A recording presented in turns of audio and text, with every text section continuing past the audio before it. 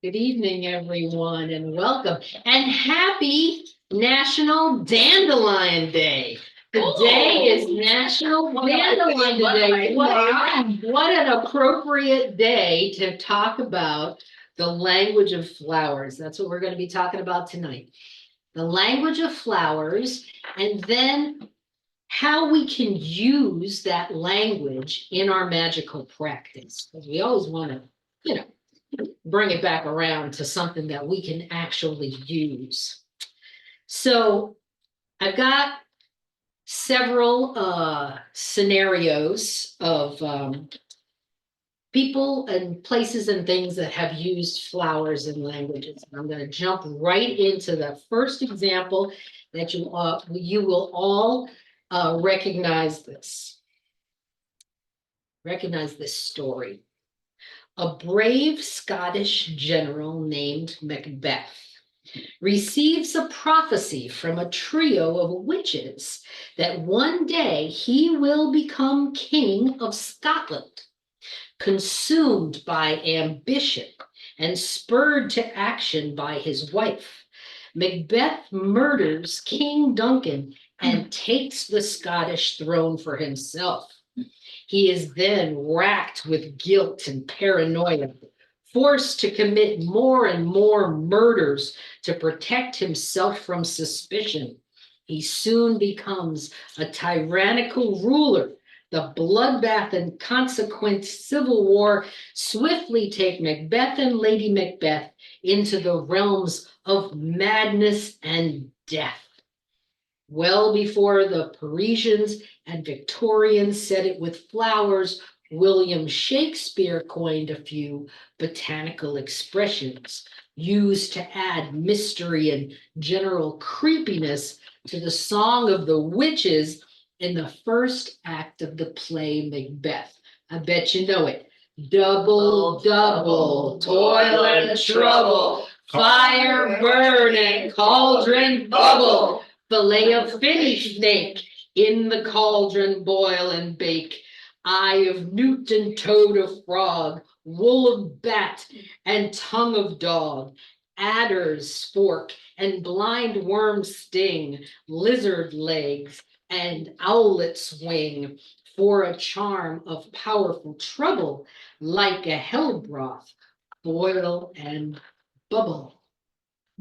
Have translated the plant material in that poem into the language of flowers just to see what these ladies were brewing. They were brewing a little more than just a prophecy that said this guy was going to be king someday. A finny snake could be a snake, an actual snake in a bog. Finny is a bog. But finny steak meat is a turnip, and a turnip means expense. There's going to be a cost. Eye of newt is black mustard seed, and that is bad grace. Toe of frog is buttercup.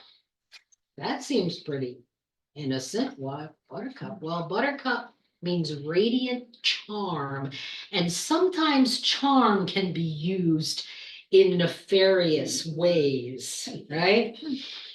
Wool of bat is holly leaves, and that is for foresight. So they are for seeing some bad grace and charm at someone's expense.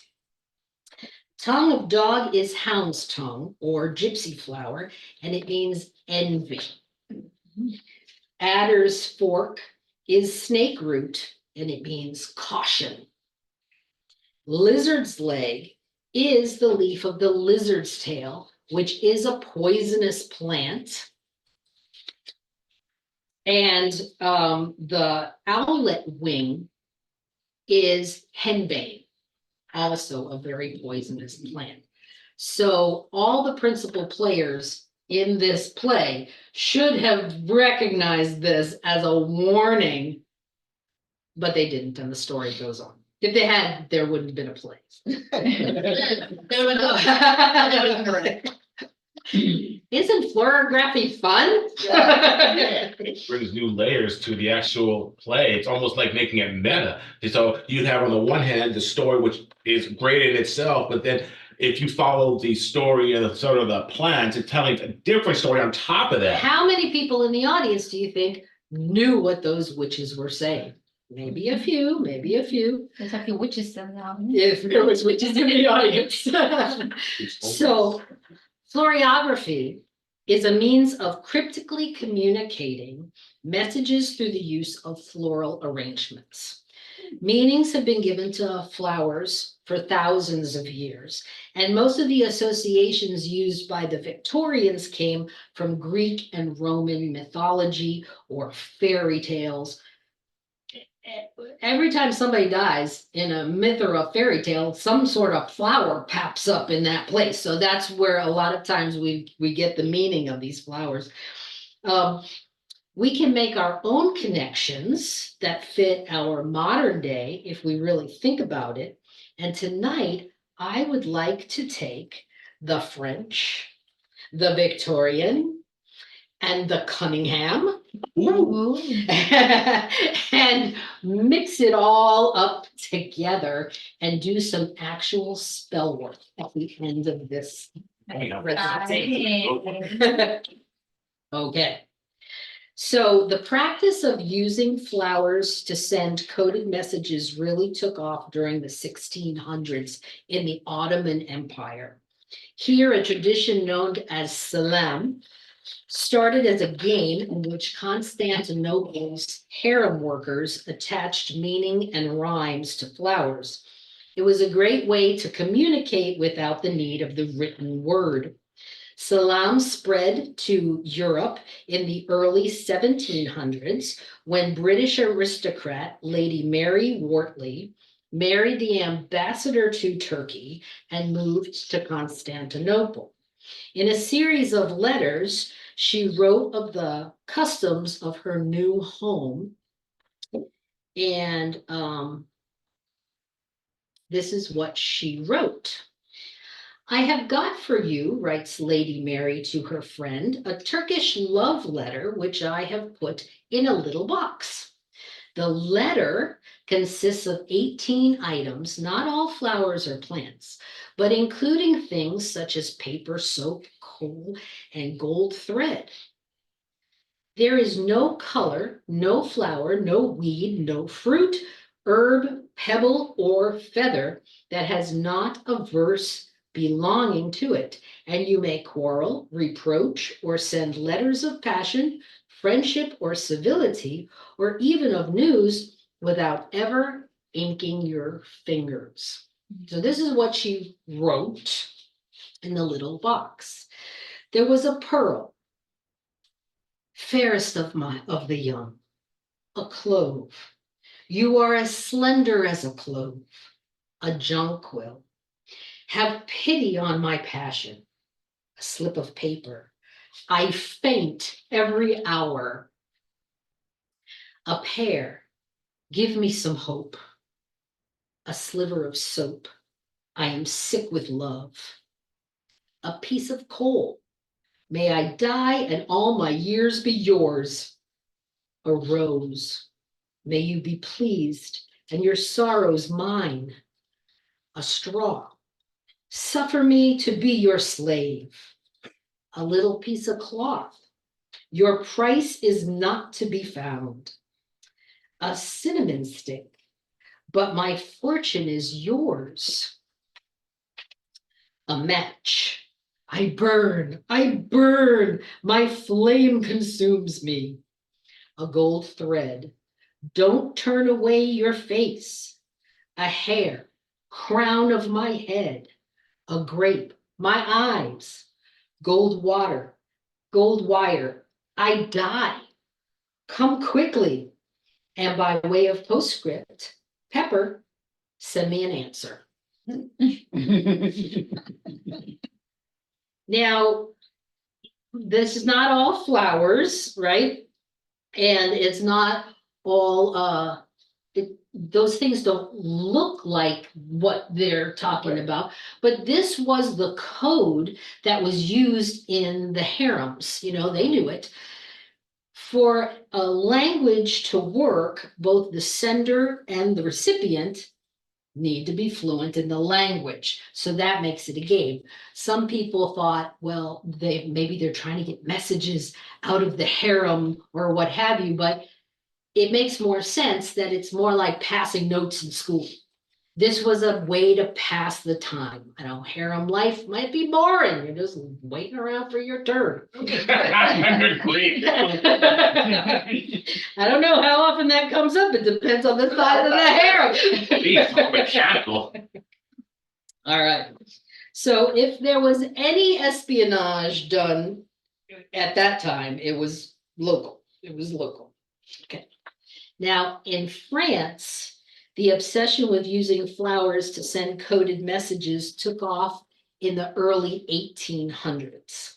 In 1819, the first florography dictionary was published, The Language of Flowers by Madame Charlotte de la Tour.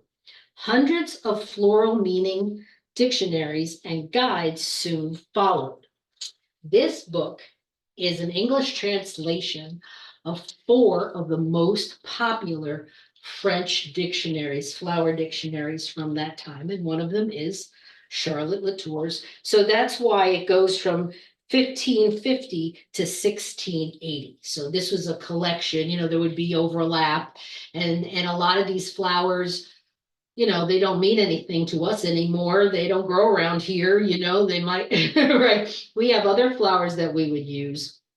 But to use this book, which is in French as well, there is a list in the back of the English translations. So let's just open up and say needle. No, let's say nightshade. Nightshade in French is morel, Morelle. So that is what we would look up. Morel, nightshade. That's also a derivation of the death, like more now it's probably Morality. But, okay, think, what is this gonna mean? It means I only think good of it. I know, so these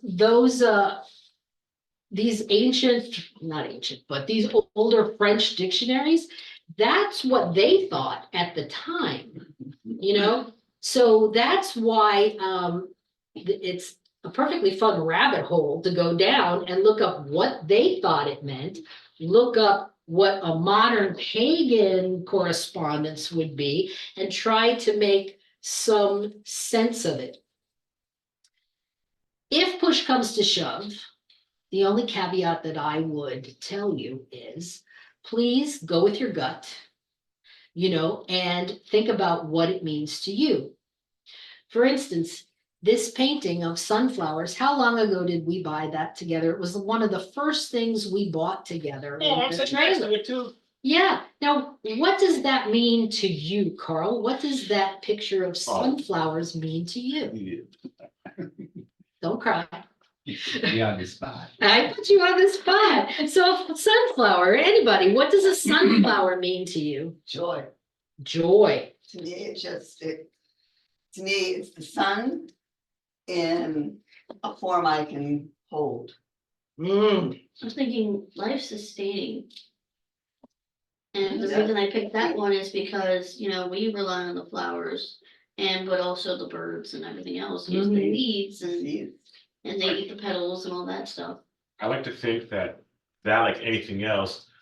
So with me, there's the pretty general, like, okay, how do I think of flowers in a particular sense?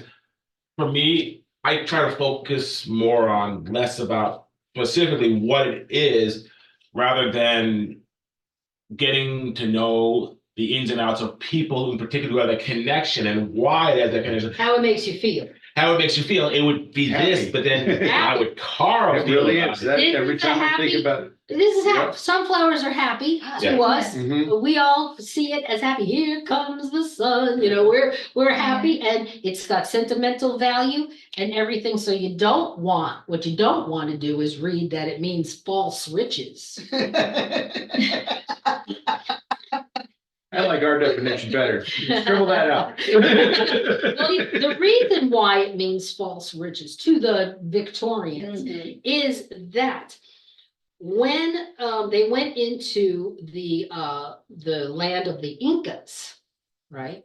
They saw sunflowers because the sunflower was as important to them as that painting Oh, the is sun. to us. They had fields of sunflowers. They'd wear them in their hair. They'd wear them on their clothes and would adorn their houses with them because it was a representation of their sun god, right? The conquistadors came and saw all that gold. Conquistador. Conquistadors thought it was actual gold Yeah. growing out of the ground, and were very disappointed that it wasn't. So to them, it meant false riches. They didn't understand, you know, the sun god application there. They didn't understand. Somebody might come into the house and say, that's a cheap copy of Van Gogh's sunflower. You know, it's just a poster that we bought in the mall. They don't know what it means to us and Yeah, how right. long it's been hanging in our house since we got here, right? Mm-hmm. So when you're talking about a language of flowers, it's personal. So don't forget the personal appeal and the difference between why they thought something then and why we feel differently now. It's important. It's important to our magic. If we're going to use it in our magic, then that's very important. Probably change a little bit. I too. would use, the sunflowers as self-love. The sunflowers, when the sun is not out, they look at each other. They turn to each other Yeah. And they close in. and they look at each other. And Yeah. it's only, or is the sun out?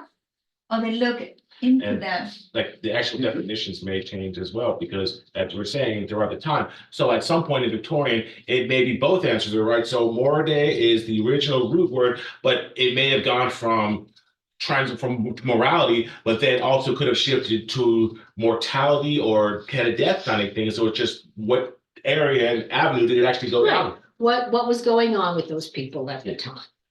So this trend spread across Europe, and florography grew especially popular in the Victorian era in England. In this famously buttoned down, some might say repressed society, many sentiments could not be expressed publicly, right? Not in, you didn't speak directly in polite society. So the language of flowers became a way for the upper class to send coded secret messages to each other.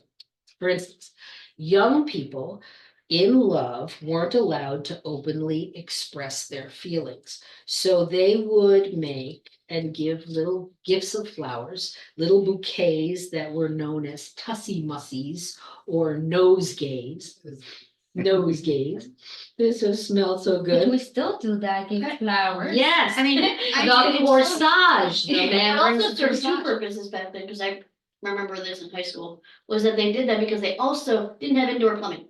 Yes, it So, was and nicer nobody, than and they took a the bath flower. maybe once a month. So Right. they would wear corsages up to their Right, well, noses. maybe not in the upper class, but yeah, Yeah. they would, if they had to be out and about, that was a secondary use for their nose. But it allowed Remember them that to part. communicate openly, when society wasn't going to allow. Birch gave me an example of something that she found on the internet that I think would amuse the Victorian population. And it will show you just how far they took this practice of the language of flowers, right? So this is a social media post, and the original poster said, "Flower language has always been an intense source of disappointment for me. Like, they all mean really generic things like love or forever or sorry. I thought you could combine flowers, like you could just send someone a bouquet, and from the combination of hibiscus and posies and tulips, they'd understand the rebel leader is dead. Rendezvous at the docks at 8. Bring the dog. You will need lighter fluid and a large tomato. That is a glorious idea. So listen to the answer that they got. I really hope no one's answered this for you yet. I saw this and I got so excited that my obscure knowledge base might come into use.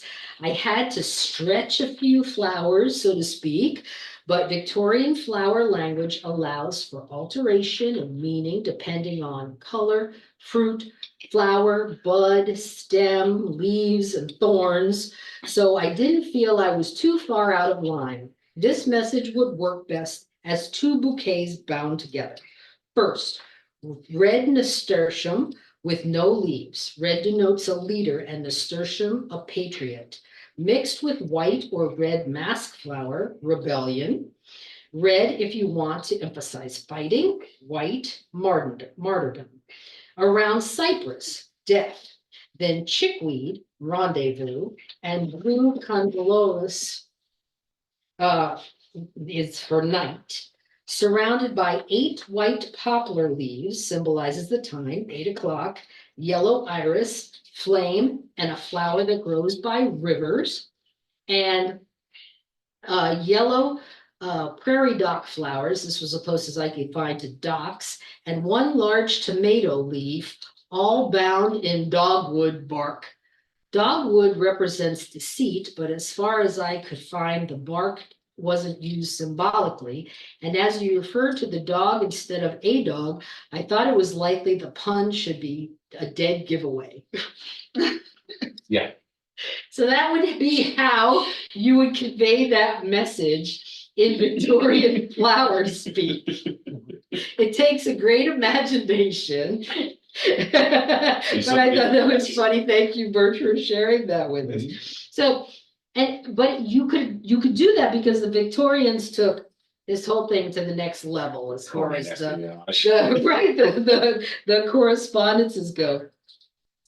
While I go through some of the various ways complicated messages were conveyed, you can get started on your activity. Please take a packet and pass it around. All right. Take a moment to look at these flower pictures. And inside these flower boxes, we have colors. So you can just open all those boxes. There's crayons, there's markers, there's pencils, and there's gel pens. And I want you to put a little color on your pages, on your flowers that you feel. We'll go through later exactly what these flowers mean. And I will show you pictures of all these flowers. But for now, let's just say Yeah, I was gonna, yes. if this is your garden. You do not have to be, artistically inclined. That's good. That's real good. You can scribble and you can draw outside the lines. Don't stand in front of the camera, please, Carl. Yes, like. Okay, because it's still got things to do. Okay. All right. While you're doing your little coloring. What are a pencil sharpener doing? Pencil sharpener, Carl. Yeah, like I'm in kindergarten. I like to be creative and you wanna use the scissors and do it that way. No. Me. It's like in the drawer, right by your leg. Ooh, I wanna use these. Yeah, A fucking knife, not a scissors. okay. It works too. The sharpener is Pencil sharpener. All right, so have fun with that. While I continue yakking at you. All right, So we paint these flowers. just paint your flowers. Whatever you wanna paint with this. Whatever you want to do, just give them a little scribble, give them a little color, give them whatever you feel they need. Okay. All right, so the messages weren't always about love and romance. Flowers can have negative and ambiguous meanings as well. And flowers can be combined to change or specify the meanings. I'll give you a couple of examples. Now, this is a more modern book, and this is more Victorian in style with their meanings, and it's got beautiful pictures in it. So let's take something like an amaryllis. This is an amaryllis. It's a beautiful amaryllis. And the amaryllis means pride. Right? Now, the Victorians associated amaryllis with pride by virtue of its grand tall stalks topped with bright blooms that towered over other flowers. So in this particular case, it was the look of the flower, the physical aspects of the flower that gave it its meaning. Amaryllis, with its often leafless stems, is also known for withstanding drought. It is strong and hardy plant, too prideful to perish under harsh conditions. But if you pair it with hydrangea, it would be a boastful pride. Huh. Right? But if you pair it with clematis, it would show that the recipient should be proud of their cleverness. So this way you can modify a meaning of a flower with another flower. I got another one. Probably know this one, belladonna.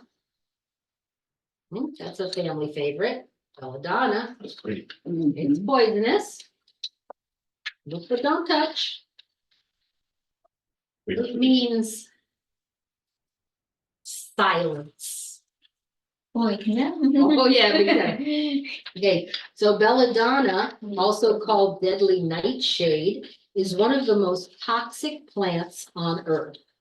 It was commonly used by the Romans as a poison, causing death and thus silencing the victim forever.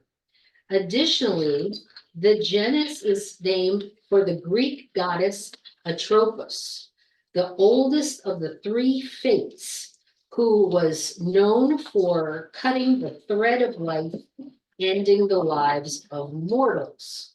If you pair belladonna with columbine and begonia, it will be to urge someone to keep a secret.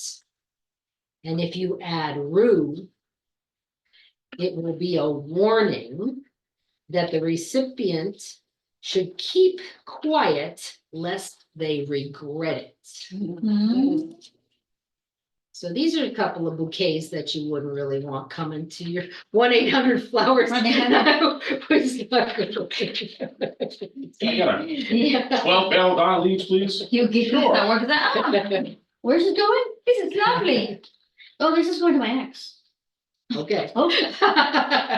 All right, so let's look at that buttercup, that little innocent buttercup that we said was. You see, they used to show me that. Oh, I see that and I get all up and then.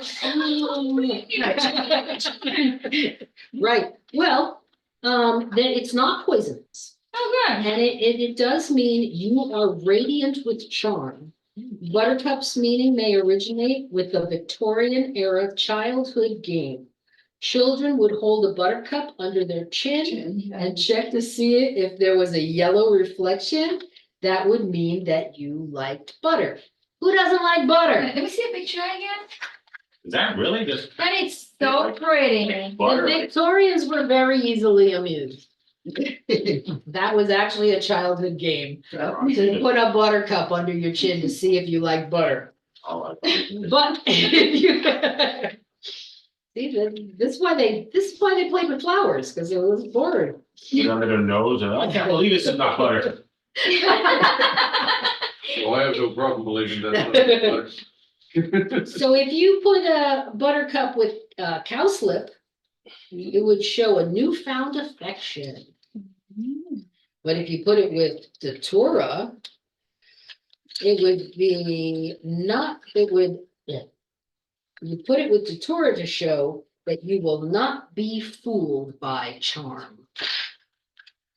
So if you hand someone a Datura and Buttercup, the Datura is poisonous, don't confuse it.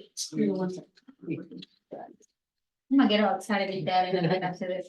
All right. So if you don't want to send a bouquet, right? Or you don't want cut flowers in your house. I don't really care for cut flowers. I They're don't nice, either. right? I like plants and whatever. You might want to have a little diorama like this on your shelf.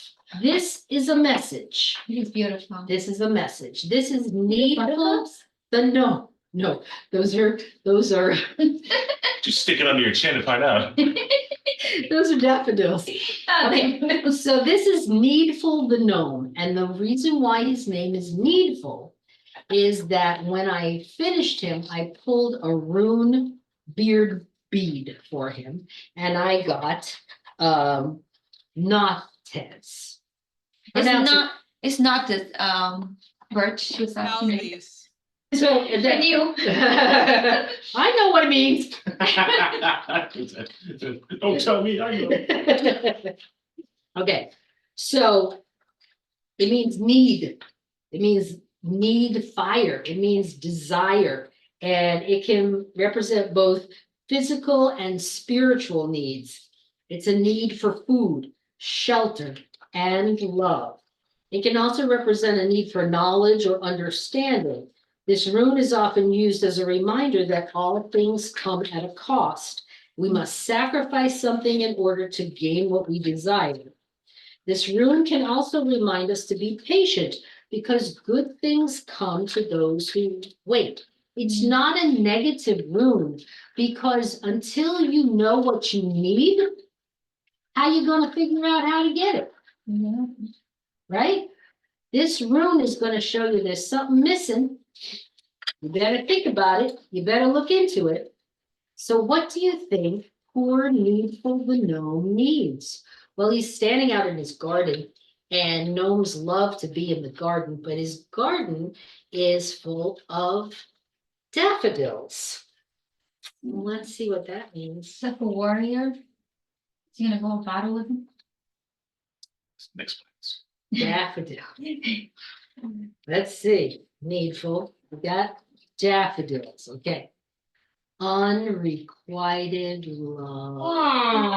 Oh, Needful the gnome needs. Oh, he needs love. So the Greek legend of Narcissus, from which the scientific name of this plant derives, tells of a handsome and proud hunter who, upon seeing his reflection in the waters of the spring, falls in love with himself. Yeah. Unable to part from his own image, he eventually perishes. What a narcissist, huh? That's Oh, where that comes from. And a daffodil then blooms to mark his grave. There's one of those where somebody dies and a flower comes up. Mhm. And that's where we got the daffodil. But wait a minute, what's that at his feet? That's a The clover. dandelion? A clover. A Look, it's got 4 leaves. This one. Things are looking up for Needful. He found a 4-leaf clover. And when you put a 4-leaf clover and a daffodil together, you get hope for change. Hope for change. Let's look at what the meaning of the clover. Isn't this fun? I've just been doing this for weeks. Of course, it means good luck. Clovers, in particular 4-leaf clovers, have been associated with luck for centuries. The ancient Druids in Ireland believed that carrying a clover allowed one to detect evil spirits approaching. Similarly, in the Middle Ages, many Irish believed that carrying a 4-leaf clover allowed one to see fairies. In 1620, in the earliest recorded mention of clover's association with luck, Sir John Milton wrote, "If any man walking in a field find any four-leaved grass, he shall in a small while after find some good thing." Very nice. So good luck, Needful the gnome. You will find, maybe the next gnome I make should be a partner. A little girl. A partner for Yeah. Needful. You can start a story. Singlegnome.com. So listen, so if you had this scenario on your shelf, House gnomes. you know, somebody who didn't know the language would come up and say, "That's cute, huh, okay." But someone who did would come up and look at all the details and say, "Oh, I get it, I get it." And so you'd have that secret code between the two of you. And that's the fun part. That was it. That you were sending messages back and forth that other people didn't get, right? Okay.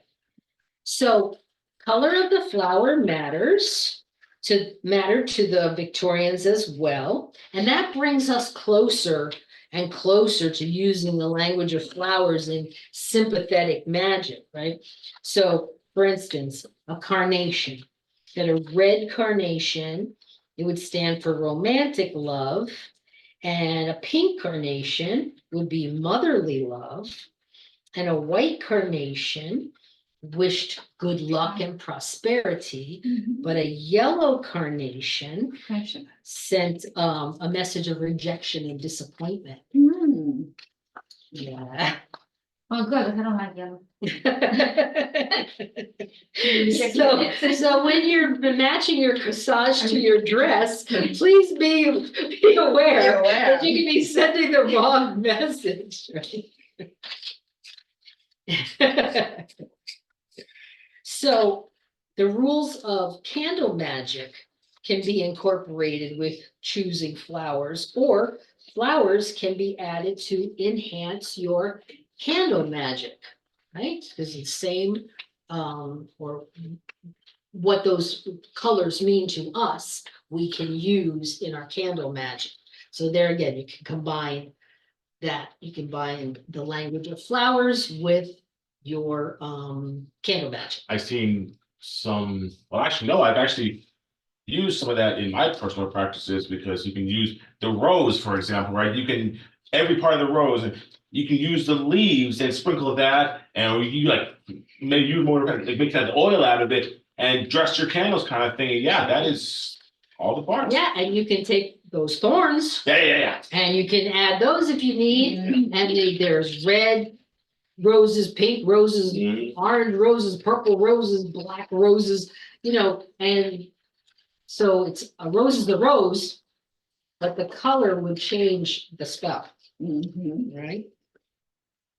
So when you accept your floral gift, there was rules about that too. If you reached out with your right hand, the answer was yes. So if someone was giving you a tussy mussy that asked you a question, if you reached for it with your right hand, the answer, you were saying yes. If you reached out with your left hand, you were saying no. And if you then turned it upside down, you were saying, hell no, Oh, like not a chance. nonverbal communication. Yes, yes. So then if you did, even if you accepted it with your right hand, that was a yes. But if you held it in the center of your body, that's the friend zone. That's the friend zone. Yes, I like you, but I don't like you, like you. I like you, I love you. But if I held it to my heart, then I would be saying, oh yeah, I feel the same way, okay? So,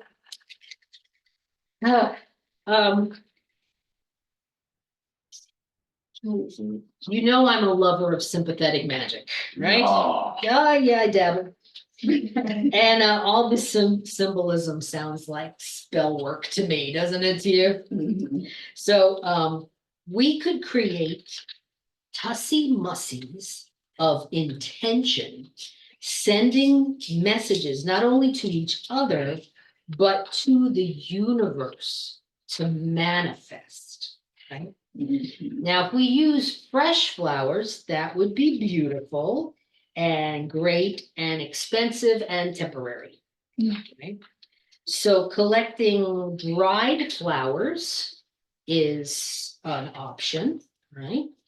And if you have silk flowers, you're actually starting with a fabric, silk, that promotes occultism and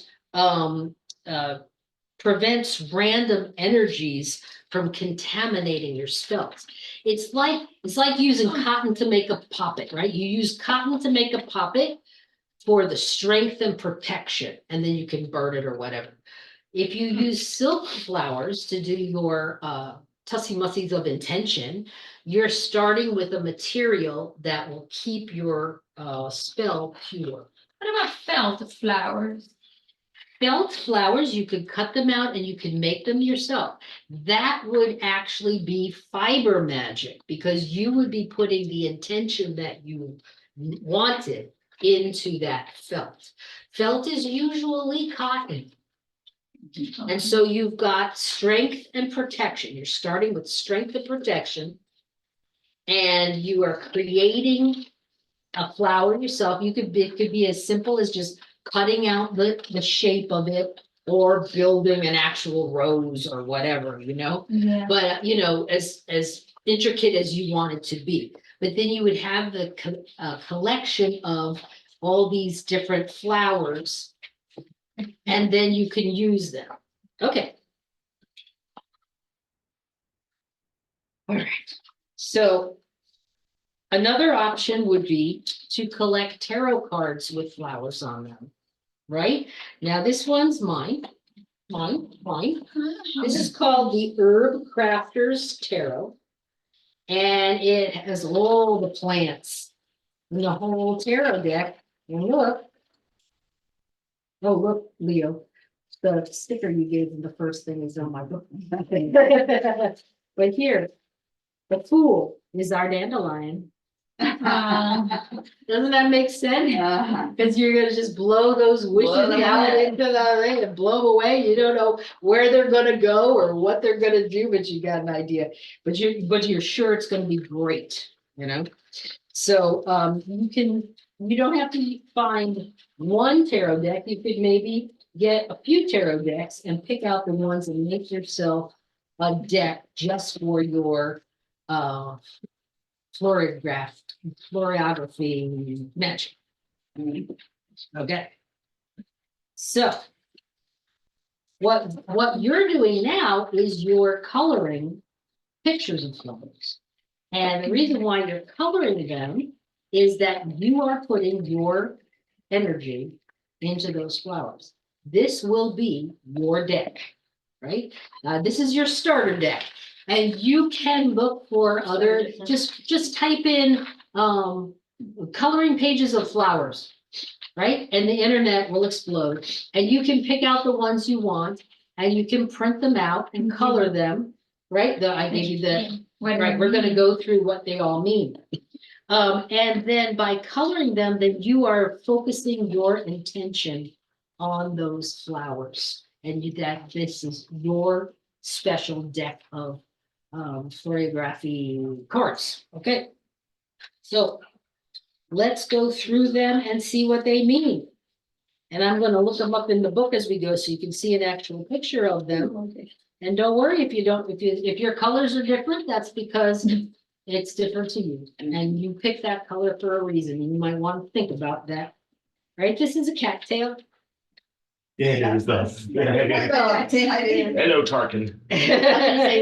I was gonna say that Earth's called corn dogs. The Earth's corn dogs. The Victorians said that these were peace and prosperity. The reason was that cattails were used domestically, lots and lots. They were wove your baskets. You use them for insulation in your house. If you had a whole bunch of cattails, you had peace and prosperity. You had insulated house in a basket, right? So they grow here in Florida? We have Oh, yeah. 2 varieties of cattails in Florida, common cattail and southern cattail, and they can get 8 feet tall. Yeah, they, in magic, they are peace and prosperity and resilience. Because reeds bend without breaking in the wind. And they are the first to return after disaster to help with regrowth. So this is the birch of Florida, birch. We don't have birch in Florida, but we have cattails and they come back with snot. And something I happens. like mushrooms. Like mushroom. So it's possible. All right. So chamomile, everybody has heard of that, right? The Victorians said that chamomile meant energy in adversity. Now, that seems contrary to what we think of chamomile. You have a nice cup of chamomile tea, Chill, or actually. bed chill, right? Yeah, but so if it promotes rest, and rest relieves stress, and recuperation leads to energy when you need it. Yeah. So there you Okay. have chamomile. Let me show you a picture of chamomile.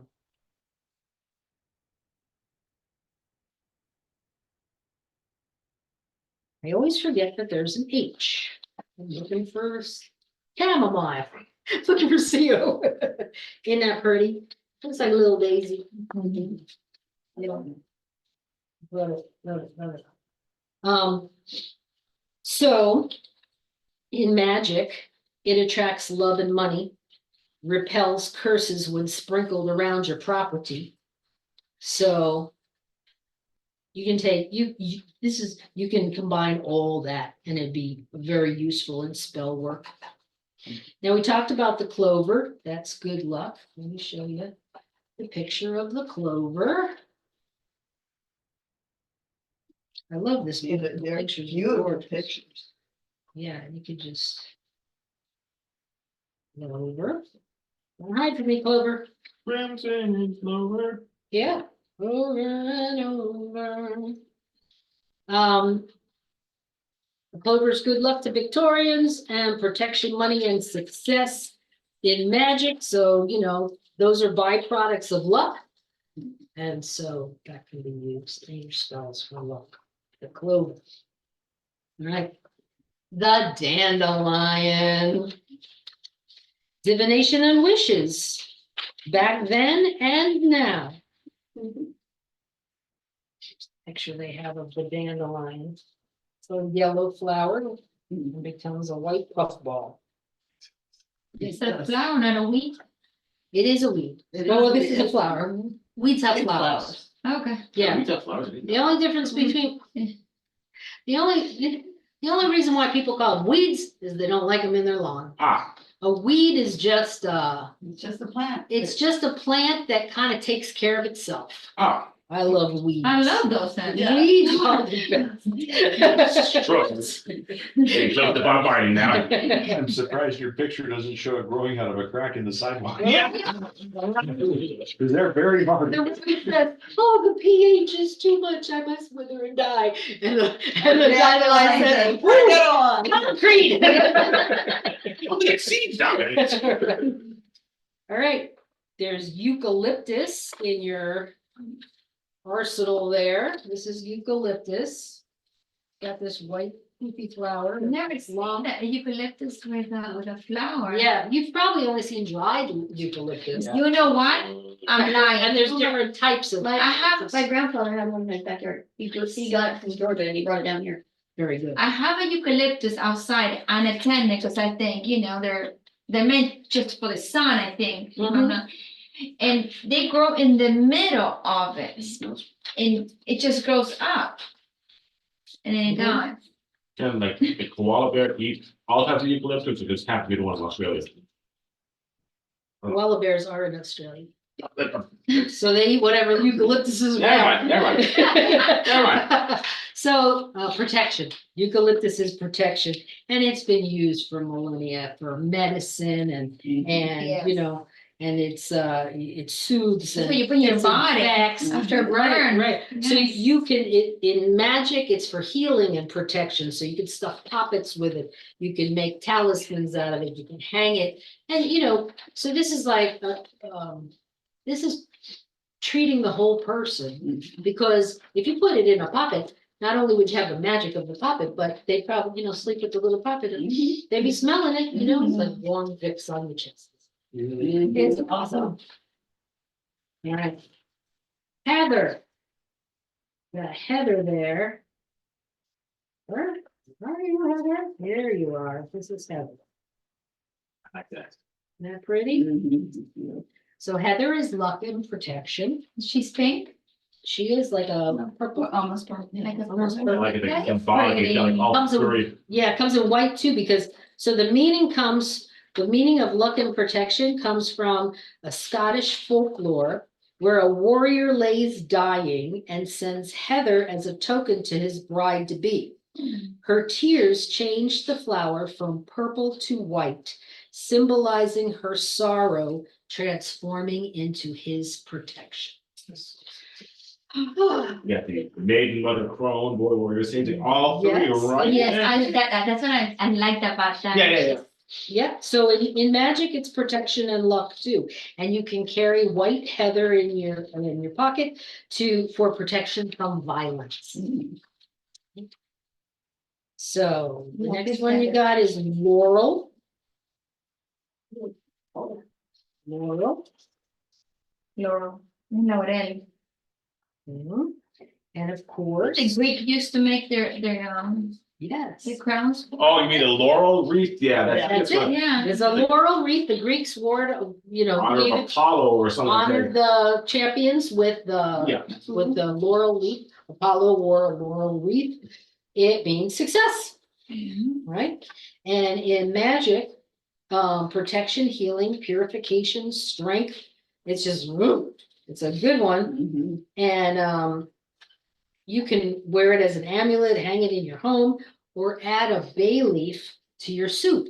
Now, I've heard Moss say, our resident kitchen witch, that you can't taste the bay leaf, but you can tell when it's not there. Hmm. All right? And so Very correct. maybe- correct. There she is. So what you're missing is the success. To make your soup a success, it must have the bay leaf. Anything that cooks for a long time has to have. Has to have a bay leaf. That little hard thing that we put there, never mind. It's a leaf. It looks Yeah. like a leaf from the yard, and then Is that what But that is? If you it's very find- hard. and it's brittle. laurel. It's from the laurel tree, and we call it a bay The leaf. flavor enhancer.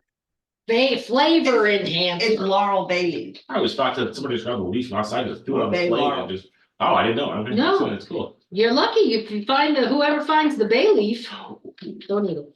Don't you? It'll be big. Yeah, you can buy them dry too, right? Yeah, that's what I'm- Yeah, Put them in the, on the spice aisle. It's kind yes, of I, I have some and it's also and the crock used, pot with some in used there. in magic. You write something on a bay leaf and burn it, it's gonna happen. Oh. Ah. That's good to know. You're serious. You're serious. Because it means success. Success. See, everything comes around, everything's connected. Everything comes around. All right. Now, here's another one that we may not agree with the Victorians. And that's okay. Look at this beautiful flower. This is a marigold. Don't you love marigolds? They just look so gorgeous. You know what the Victorians thought they were? Grief. You know what? There's nothing. Right, thank you. There's nothing thing about that. What is that one flower I that tell you smells why, like I will funeral tell you home? why. Okay. It's the white flower that smells like funeral home.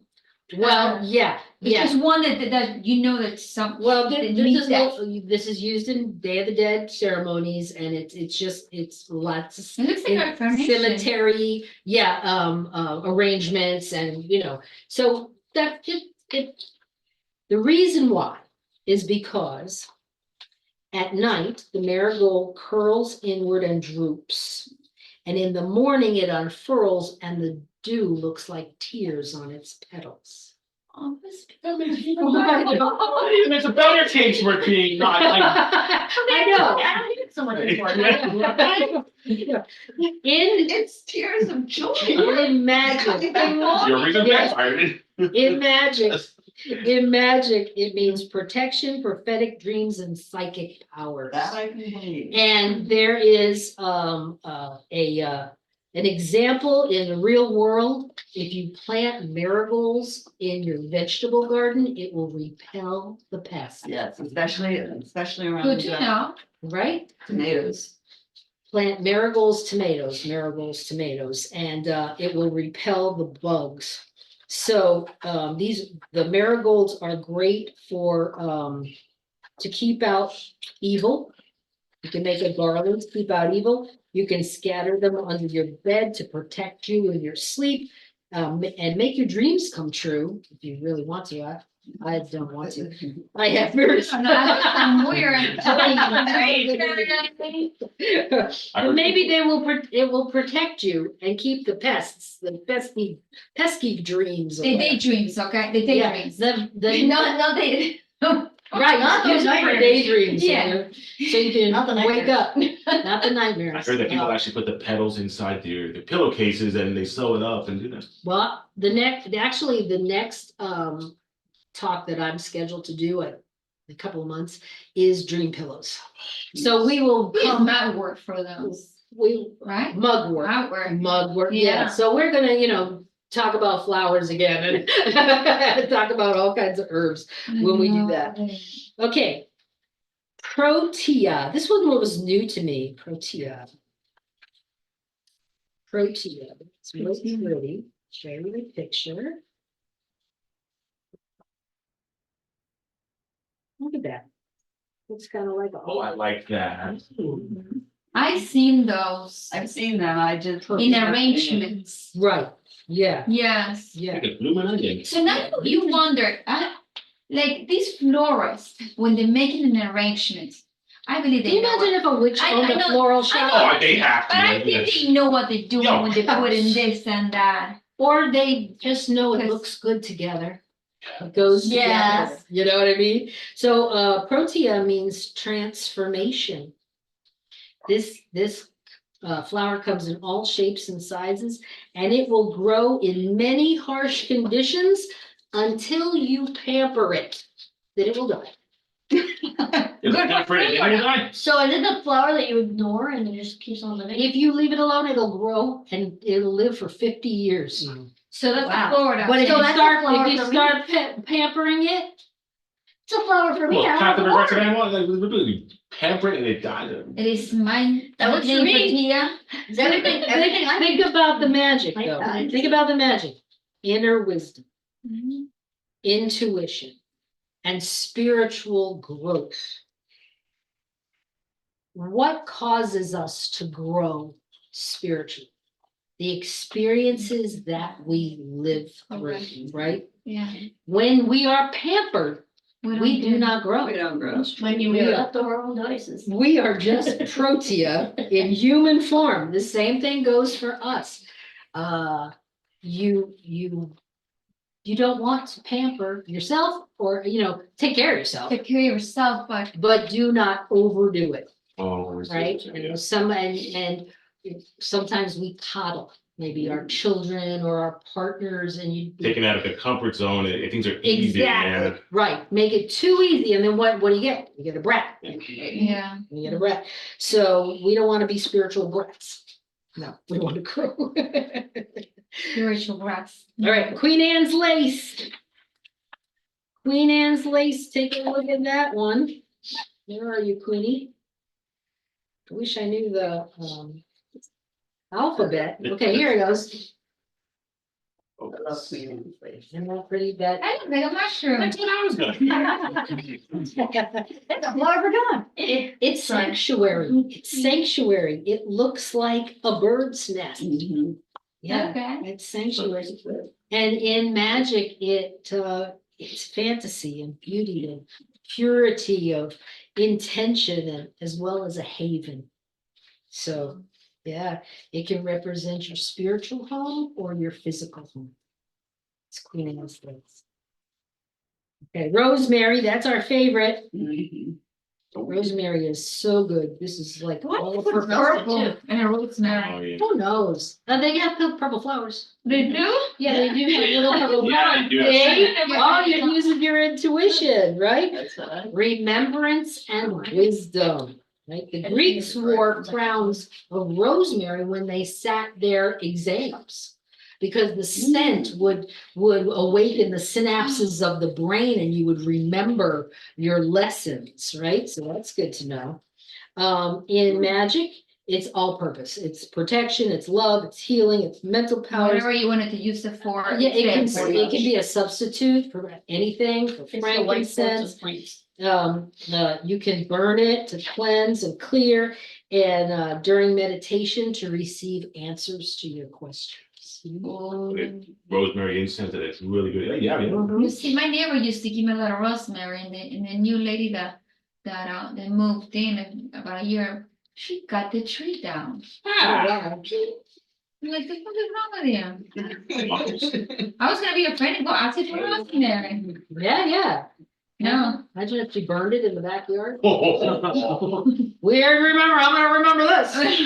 All right, so thistle. Isn't that pretty? Mhm. All right, but look at it, Looks rough. it's rough. Looks rough. It is rough, it is needly, it is prickly, it is I like that pink on the top. misanthropy. Oh. Misanthropy. I'm gonna do this for you. Misanthropy. Misanthropy is the mistrust and hatred of humans and or human nature. It is. I just can't people anymore. Mm. I am a thistle, right? It's prickly. But in magic, it's used for strength, protection, and hex breaking.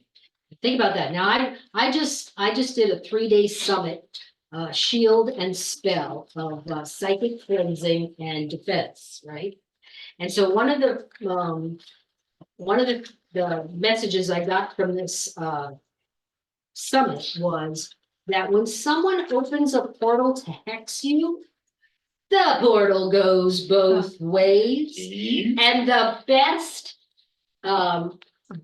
offense is a defense, right? So if you had, Something to. right, so if you protected yourself with thistle, then nothing could come, no matter where they came at you, they would be stopped by this thorny bush and repelled back to them. You wouldn't even know that they were trying anything. And that's why if you keep yourself energetically clean and clear and protected, then there's no reason to be fearful of Correct. what anyone else would do for you. A great summit. I actually, during that summit, put a ward all the way around this yard with teeth and thorn and barb. So the fact that you guys were able to walk up the driveway means you don't mean me any harm. You are my friends. Thank you. So if you had walked up the driveway and went, Ouch. I don't feel good. I think I have to go home. Then, you know, the Might ward be is a little suspicious. doing your job. The job just came right in and had cake, so we're happy. right? You feel anything? No. Why do you Dark laugh? green. No, I don't know if they Okay. I'm bleeding here. not the blue side, so I think they didn't. Okay, so now that we have our cards, see, I did mine earlier today and I cut them up so that I have these little cards so that I can use them. You can cut yours up if you like. I didn't finish mine. That's okay, you can finish I on can take this whatever. for you, I take my laminator. Yeah, you could, if you, yeah, if you wait and put it in a laminator and then cut it. Okay, Yes, I have that at home. Okay. I have sheets that I you got can- everything at home. All right, so that's all right. That's why I need to like, it's a bit So rich. cut it if you want or not, if you want, I'm gonna use mine. And light for the actual candle lighting. We're gonna do 2, 3, 4 spells.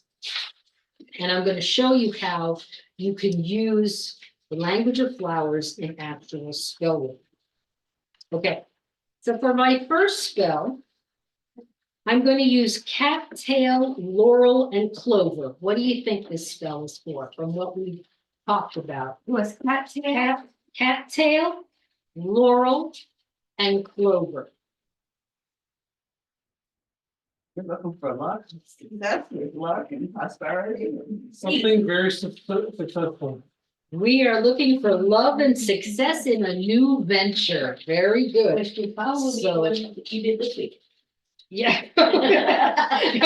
All this playing with flowers is really caught on. So I'm gonna take my cattail and my clover and my laurel, see, I've got it.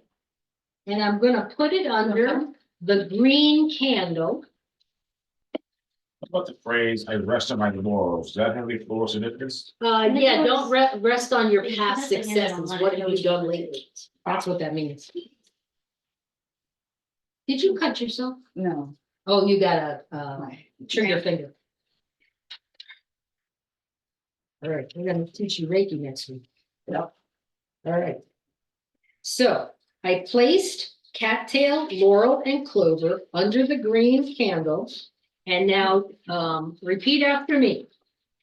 Cattail, clover, laurel combined. Cattail, laurel, clover combined. Prosperity, luck, and success shall be mine. Prosperity, Luck, and success shall be mine. So mote it be. So won't it be?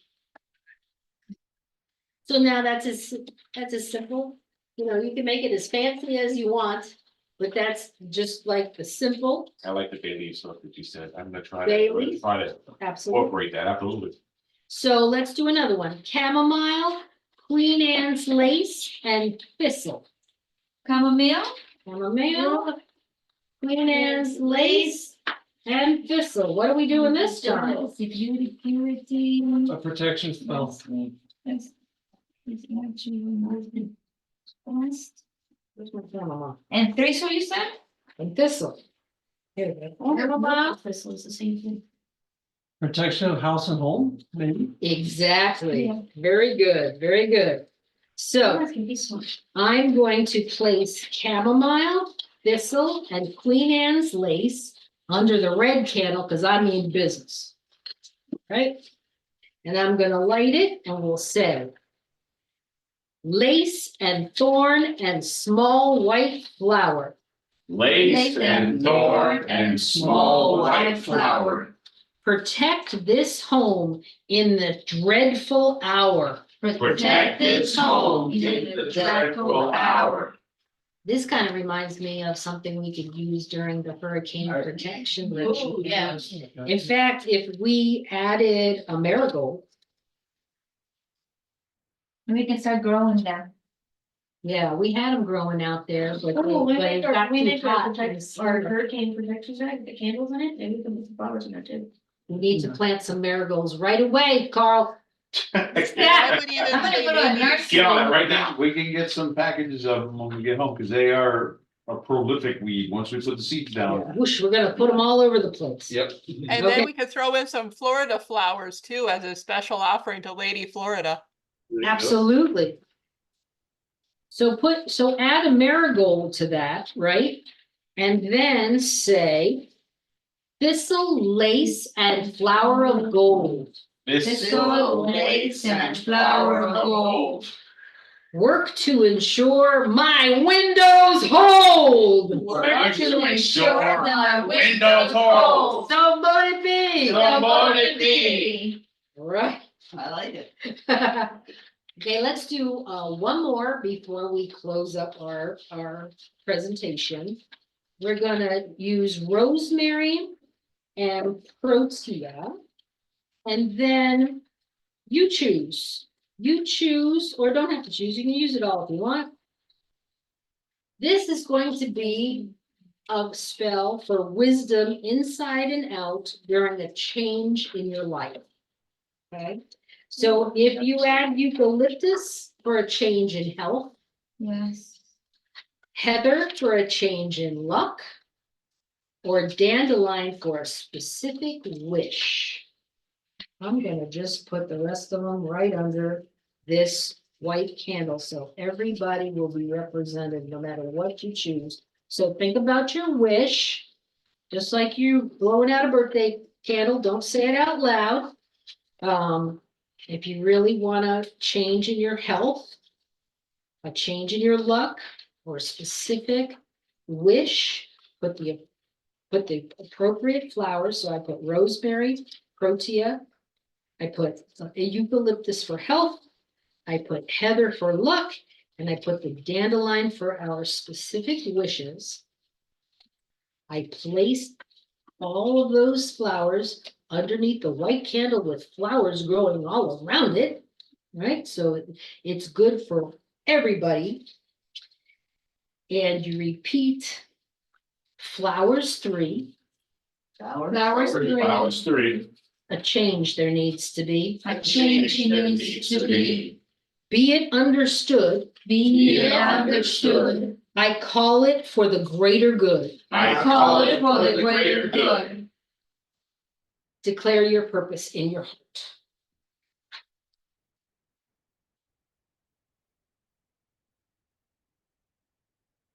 So mote it be. So mote it be.